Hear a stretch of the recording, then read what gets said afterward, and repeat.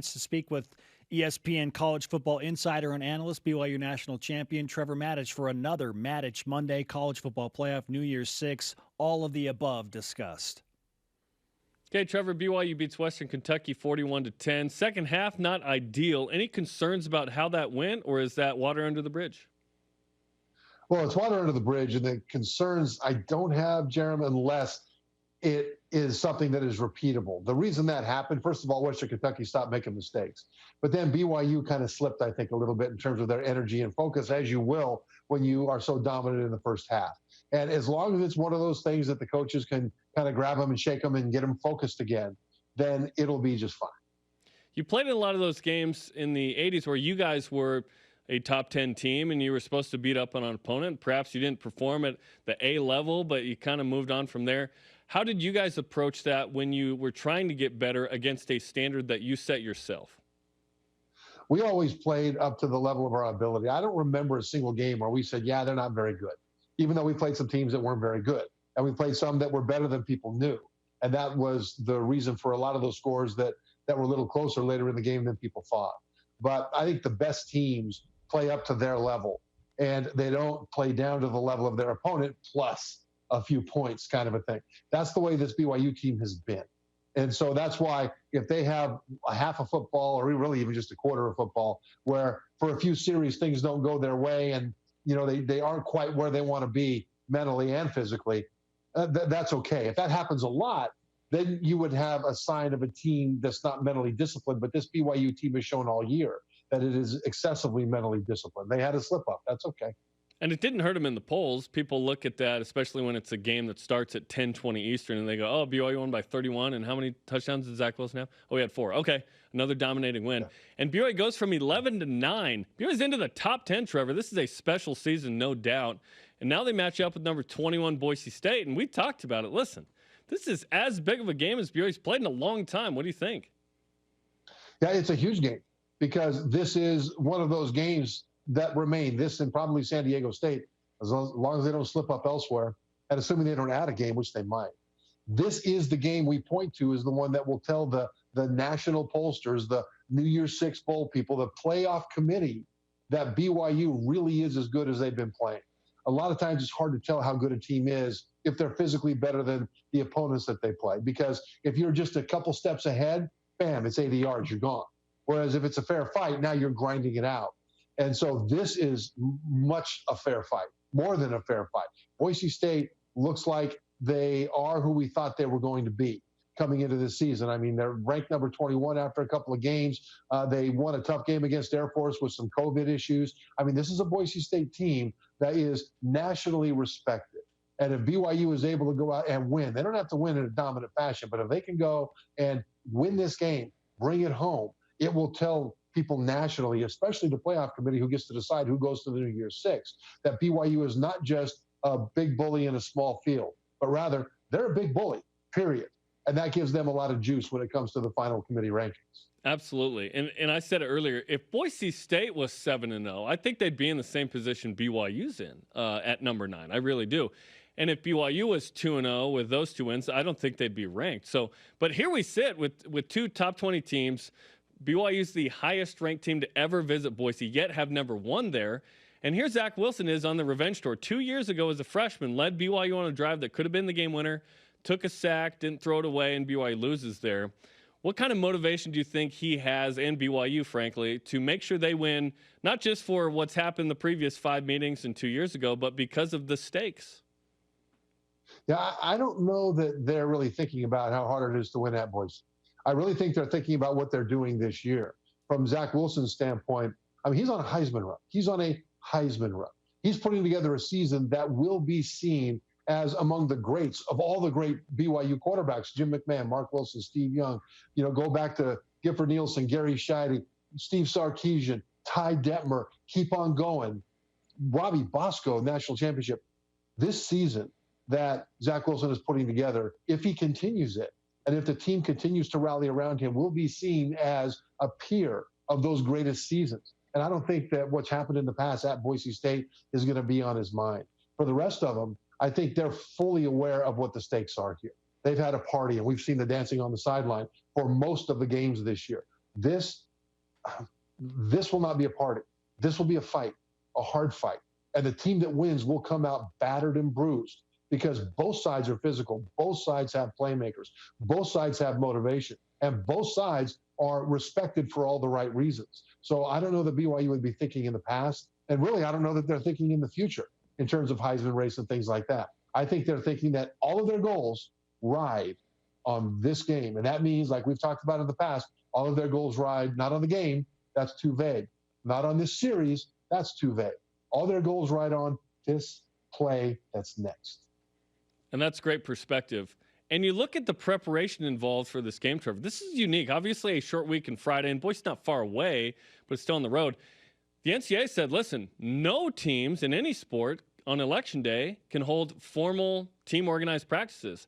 BYU chooses not to practice or do anything on Sunday. So today is a prep day. Wednesday is a prep day. And then Thursday they travel and they play Friday. What impact do you think that will have on the game? You know, I don't know that it'll have that much impact on BYU. It might have a little more impact on Boise State because BYU has a lot more games under their belt this year so far. Boise State has 2. And so they're still putting together their chemistry. They're still getting their legs underneath them to a degree. And losing a day of practice for them, I think, would matter a lot more than BYU losing a day of practice. We're talking to ESPN's Trevor Matich, former Cougar, NFL player as well. Trevor, the line has swung by 4. Originally, Boise State was a home favorite. Now BYU is the favorite, which is pretty interesting going in there. What do you think of the swing of that line? Well, the swing of that line, I think, goes to what the public thinks about BYU as a football team, because the line, the way this works, I'm told by people who know more about it than me, is set in order to get 50% of the wagers on both sides. That's what they really want. And that way the books make money by taking the VIG. They take their commission in between. And so if a lot of people are betting on Boise State, then what they want to do is change the point spread to get more people incentivized to bet on BYU. That's the way that it works. But what it means, because of the way the line moved, like you said, is that more people are saying, yeah, this BYU team is for real. This BYU team can, and I believe will, beat Boise State. So that's sort of the wisdom of the masses that right now is on BYU's side. Let's talk about Zach Wilson. Then I want to ask you about adding a game or not, whether BYU needs to do it. 26 touchdowns total, passing and rushing, 3 giveaways. I mean, are we going to talk about, and you mentioned it, are we going to talk about this as a top 5 quarterback season in BYU history? Absolutely. Absolutely. And as long as he doesn't melt down. But if he continues what he's doing, yes. And I think you saw it in, I think it was the first drive, the throw on the right sideline to Gunnar Romney. It was vertical. It was deep. It was right near the goal line. The defender was right on Romney. I mean, seriously, his leg was in Romney's pants. He was that close. And yet that ball dropped in with inches to spare. And I think it traveled almost 40 yards in the air. So it was the kind of pass that had to be accurate, and it was. And you compare that to completions that he has made like that, but where the defender was 2 steps behind, you think, yeah, well, the guy was wide open, but the ball dropped in the same spot. And so you get to see the accuracy when it has to be accurate. You saw the same thing with a touchdown on the right side, short touchdown pass to Isaac Rex. The defender was all over him. And that pass came in literally inches above where it had to come in to avoid what the defender could do. Rex reached up, caught the pass. We've seen Wilson throw passes like that where the receiver was open. Okay, but the ball hit the same spot. And that's the important thing, is that whether guys are covered or whether they're not, so far this season, what makes him great from an accuracy standpoint is that ball is dropping in whether it has to be pinpoint or whether it doesn't. It's as if it had to. And his completion percentage dipped a little bit in this game. Now on the season, 74.6. But listen, the dude's at like 75%. I'm not going to complain about one game where he throws 9 or 11 incompletions or whatever. The throw to KEANU Hill, by the way, was mentioned a lot by people, even though it wasn't caught, as an incredible throw. Yeah, but KEANU Hill, to me, had one of my favorite plays of this game.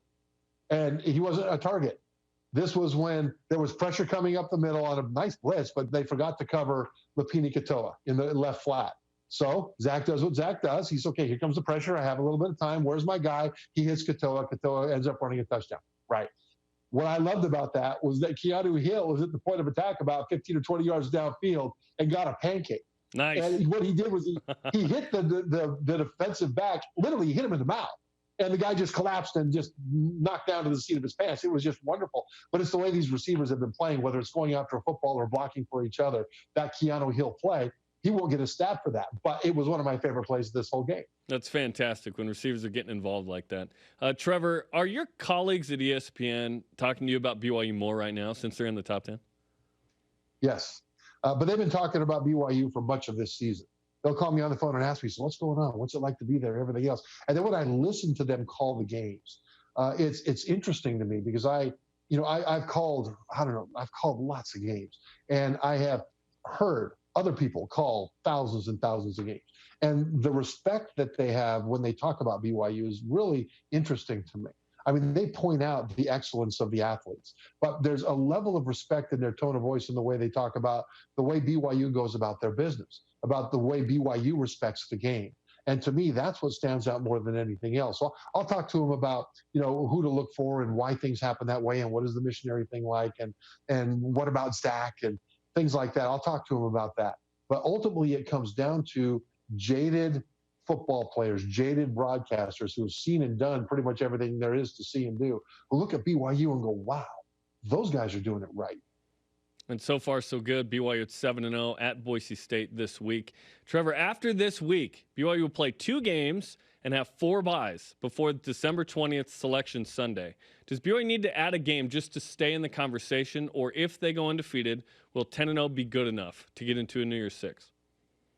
It might. It will depend on what other things happen. We don't know what the Pac-12 is going to be right now.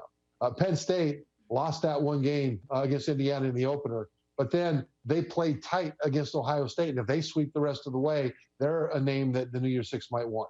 Texas A&M is a team that has a good chance to finish as a one-loss SEC non-champ with 9-1 SEC schedule. They played 10 games this year instead of 8. And that'll create a lot of juice from a standpoint of the committee for New Year's Six. So there's a lot of competition out there for what BYU might be able to do to sneak into that. If they do add a game, well, that gives them a risk and reward, doesn't it? I mean, I was talking to Greg McElroy this morning. He's former Alabama quarterback and now one of ESPN's star broadcasters. He's fantastic. And we were talking about the concept of BYU maybe adding a game against Cincinnati during one of those weeks that are open for both. Because for both teams, it would be great. For Cincinnati, it would give them juice to get into the playoff if they're able to beat a highly ranked team like BYU.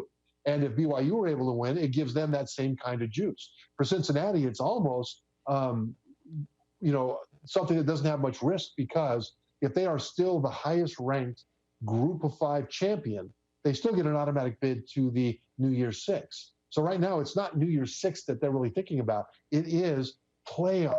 And they've already played a good schedule, Cincinnati, but adding a BYU, if they're able to win, that's a win over a team that you could expect will be very highly ranked. And that would give them incentive to schedule BYU if their conference will allow. We did see Nebraska get turned down by the Big Ten to add a game. Their game against Wisconsin was canceled for COVID reasons. Nebraska tried to add Chattanooga to fill that spot, and the Big Ten said, nope, we're not doing that. Nope, can't do it. So it's up to the American to decide if both parties want to do it. American Conference. But if they do, it's really intriguing that BYU could possibly add a game like that. Now, we're talking right now, hypothetically. If they don't get past Boise State, then the calculus changes a bit. Yes. But the idea is very interesting. Absolutely. Trevor, have a good week. Tell the people in the Residence Inn or wherever you're at to fix that clock in the back. It's been broken for weeks. It's 8:47 every week. And we appreciate the time. Maybe that clock isn't broken. Maybe that's a number that's very important to me. Perhaps it is. Broken. Thanks, Trevor. All right. We'll see you.